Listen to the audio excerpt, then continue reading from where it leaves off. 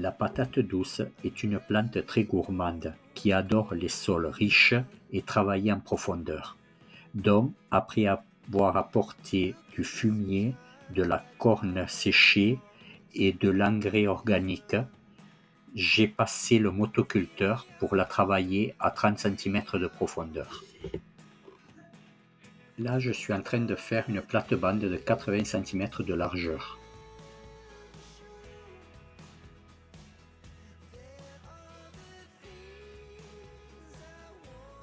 Avec un sillonneur, je vais faire une tranchée au fond de ma plate-bande d'à peu près 10 cm de profondeur. Plants de patates douces, c'est moi qui les ai faits. L'an dernier, au mois de décembre, j'ai gardé une patate. Je l'ai coupée en 6 morceaux le 3 février et déposée sur un lit de tourbe bien humide. J'ai mis le tout dans mon armoire à semis à 22 degrés et 12 heures de lumière par jour. 15 jours après, on voyait les premières pousses. Le 27 mars, j'ai bouturé directement dans des godets remplis de terreau. Quand je parle de bouture, je veux dire que j'ai prélevé des morceaux de tiges qui sortaient de la patate.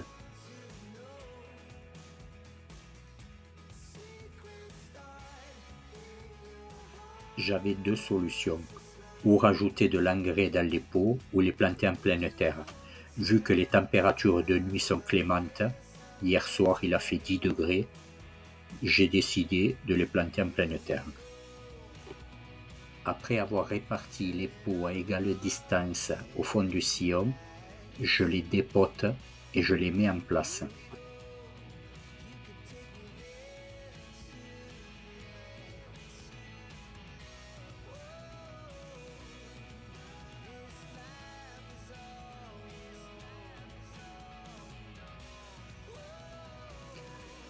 Comme on peut le voir sur ces images, ils sont juste posés au fond du sillon à une distance de 40 cm l'un de l'autre.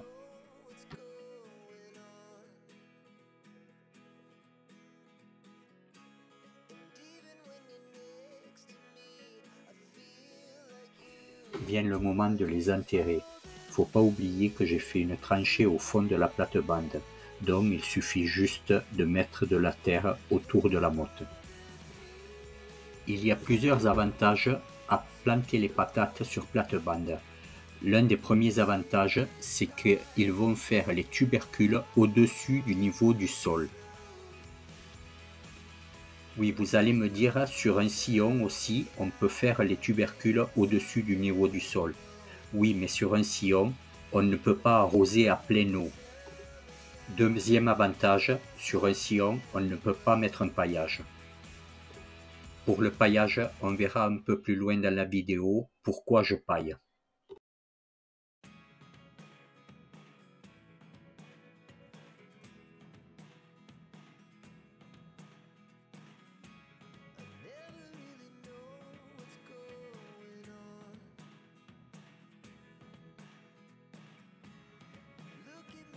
Ces taches brunâtres qu'on voit sur les feuilles sont des chloroses. Elles sont dues à un manque d'aliments dans le pot. C'est une des raisons de pourquoi je les mets en terre.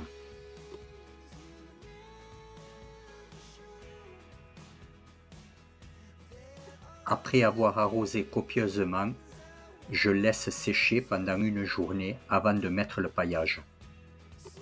Je ne paille pas de suite car j'arrose avec l'eau du forage. C'est une eau à 16 degrés. Vu le soleil qu'il y a, je préfère que l'eau et la terre se réchauffent avant de mettre le paillage.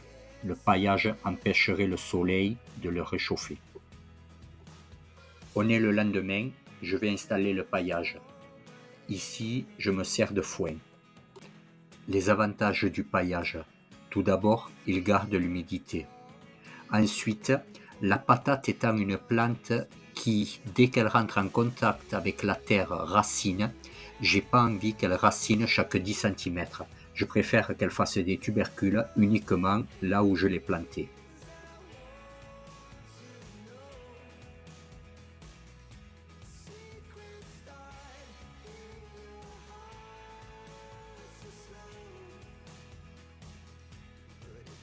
Il n'y a pas à dire, les crônes ressemblent de plus en plus à de la menthe. Pourtant, il n'y a aucune odeur.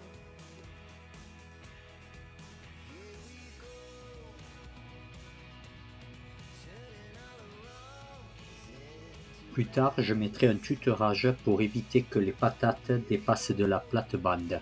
Je vous montrerai ça le moment venu.